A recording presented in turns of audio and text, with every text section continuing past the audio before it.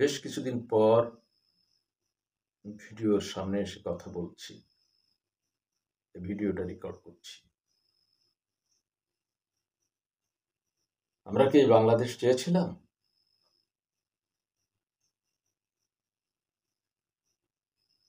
মানুষের অভিশাপে বাংলাদেশ কি ধসে বিধ্বস্ত হবে?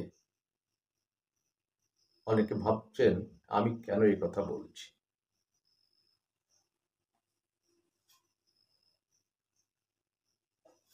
বাংলাদেশের যে বর্তমান পরিস্থিতি, তাতে এটাই প্রাসঙ্গিক। তাকিয়ে দেখেন চারিদিকে। খুন, ধর্ষণ, মব ভায়োলেন্স,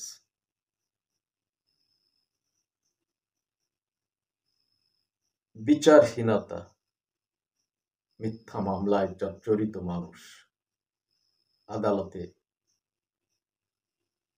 সেই মামলার আসামিকে তুলতে গেলে তার উপর অত্যাচার, বিচারকের সামনে অত্যাচার, মারধর, পুলিশের সামনে অত্যাচার, মারধর করা হচ্ছে, পুলিশ নির্বিকার দাঁড়িয়ে থাকে, সেনাবাহিনীর সামনে যাচ্ছে তাই করা হচ্ছে, সেনাবাহিনী অনেকটা নীরবতা পালন করে। আমরা তো এই বাংলাদেশ চাইনি। যার বিরুদ্ধে আন্দোলন করে দেশ থেকে বিতাড়িত করা হলো,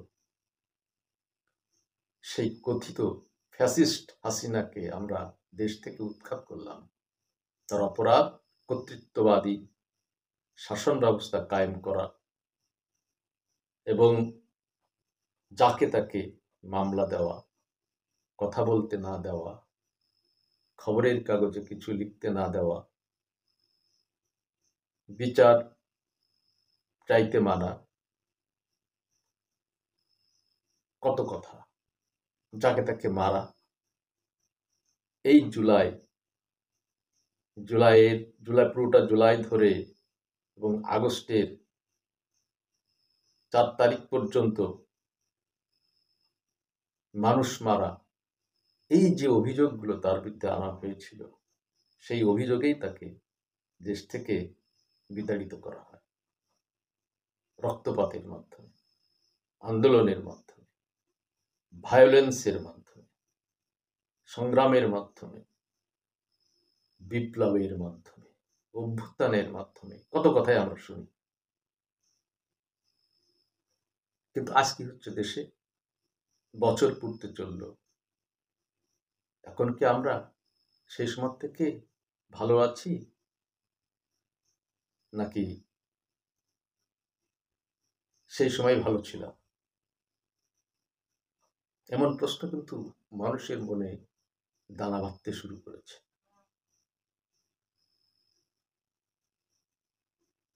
মানুষ দিনে দিনে অতিষ্ঠ হচ্ছে। বিচারের নামে প্রহসন, মামলা, হামলা, ধর্ষণ, সংখ্যালঘু নির্যাতন, আওয়ামী লীগ করলেই তাকে নির্যাতন, আওয়ামী লীগের গন্ধ পেলেই তাকে নির্যাতন, আরো কত। কিন্তু তারা তো এখন বলতে গেলে নেই। তাদের সংগঠন নিষিদ্ধ করা হয়েছে, তাদের রাজনীতি নিষিদ্ধ, তাদের সবকিছুই নিষিদ্ধ। তারা কিছুই করতে পারে না। বাংলাদেশ এখন কাদের স্বর্গরাজ্য? কাদের হাতে জিম্মি? এ ধরনের অনেক প্রশ্ন এখন সাধারণ মানুষ করছে। সাধারণ মানুষের কাছে যদি জিজ্ঞাসা করা হয়, আপনারা কেমন আছেন, বর্তমান সরকারের আমলে কেমন আছেন, ইউনূস সরকারের আমলে কেমন আছেন, তারা বলে ভালো নেই, আগেই ভালো ছিলাম। এই যে তাদের অভিব্যক্তি, সরল সোজা অভিব্যক্তি, গ্রামে গঞ্জে, শহরে, বন্দরে, তাদের একই কথা। রাজনীতি সচেতন যারা, আন্দোলন যারা সম্পৃক্ত ছিলেন তাদের ভাষ্য একরকম, সাধারণ মানুষের ভাষ্য আর এক রকম। তো কথা হচ্ছে, এভাবে তো দেশ চলতে পারে না। যে প্রতিশ্রুতি দিয়ে, যে অভয় দিয়ে, যে আশা দিয়ে মানুষকে আন্দোলনে নামানো হয়েছিল, মানুষ সেই আশা, সেই স্বপ্ন মানুষ পূরণ করতে পারছে না। মানুষ প্রতারিত হচ্ছে। এই প্রতারণার হাত থেকে মানুষ বাঁচতে চায়। মানুষ নির্বাচন চায়, মানুষ ভোট দিতে চায়। যে অভিযোগ যে আমাদের দীর্ঘদিন বাংলাদেশের মানুষকে 15-16 বছর ভোট দিতে দেওয়া হয়নি, ভোটাধিকার কেড়ে নেওয়া হয়েছিল। হ্যাঁ, ভোটাধিকার বলতে গেলে কেড়েই নেওয়া হয়েছিল, বিশেষ করে 18 সালে। এটা একেবারে সত্যি কথা। তো বিগত সরকারের অনেক ভুল আছে, অনেক অপরাধও আছে, তারপরেও মানুষ স্বস্তিতে ছিল, শান্তিতে ছিল। সাধারণ মানুষ, রাজনৈতিক কর্মীদের বিষয়ে অনেক কথা আছে যে রাজনৈতিক কর্মীরা কোন সরকারের আমলেই প্রতিপক্ষ বেশি ভালো থাকে না, কম বেশি তারা সমস্যায় থাকে। তো সাধারণ মানুষের আজ যে উদ্বেগ, যে প্রশ্ন, যে কথা, তার সঙ্গে আন্দোলনের নেতাদের, কর্মীদের কথার সাথে কাজের কোনো মিল নেই। ডক্টর মোহাম্মদ ইউনূস, সারা পৃথিবীতে যার খ্যাতি, তিনি এখন বাংলাদেশের প্রধান নির্বাহী, অর্থাৎ তিনি বাংলাদেশের সরকারের প্রধান উপদেষ্টা, প্রধানমন্ত্রী পদমর্যাদায়। তিনি কি বলেছিলেন দায়িত্ব নেওয়ার পরে, এখন কি করছেন, তার এই দায়িত্ব নেওয়ার সময়ের বক্তব্য আর আজকের বক্তব্য আকাশ পাতাল ব্যবধান। এই ব্যবধান আমরা চাইনি। আমরা সাধারণ মানুষ চেয়েছি দেশটা ভালো চলুক। বিগত সরকারের ভুল ত্রুটি যদি এই সরকার সমাধান করতে পারে, সেই ভুল ত্রুটি অপরাধের পরিবর্তে যদি ভালো কিছু দিতে পারে, সেটাই দেশের মানুষ, আমরা সাধারণ জনগণ গ্রহণ করব। কিন্তু তিনি দিয়েছেন তার উল্টোটা। যারা প্রতিপক্ষ, যাদেরকে পতন করানো হয়েছে, সেই কথিত ফ্যাসিস্ট যারা, তারা যে পতিত হয়েছে, তাদের বিরুদ্ধে যে অভিযোগগুলো ছিল, সেই সরকারের বিরুদ্ধে যে অভিযোগ ছিল, রক্ত ঝরানোর অভিযোগ, সেই রক্ত ঝরানোর অভিযোগগুলো কিন্তু ধীরে ধীরে ভেসে উঠছে। আসলে এই জুলাই মাসে কারা কি করেছে। সেনাবাহিনী নেতৃত্বে যৌথ বাহিনী যে অভিযান পরিচালনা করছে, তাদের সেই অভিযানে নতুন নতুন অস্ত্র তারা উদ্ধার করছেন বিভিন্ন নেতার বাড়ি থেকে।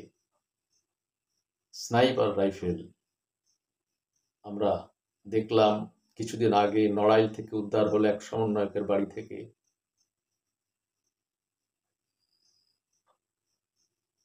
1 জুলাই উদ্ধার হলো সাতক্ষীরার জামাত নেতার আমিরের বাড়ি থেকে।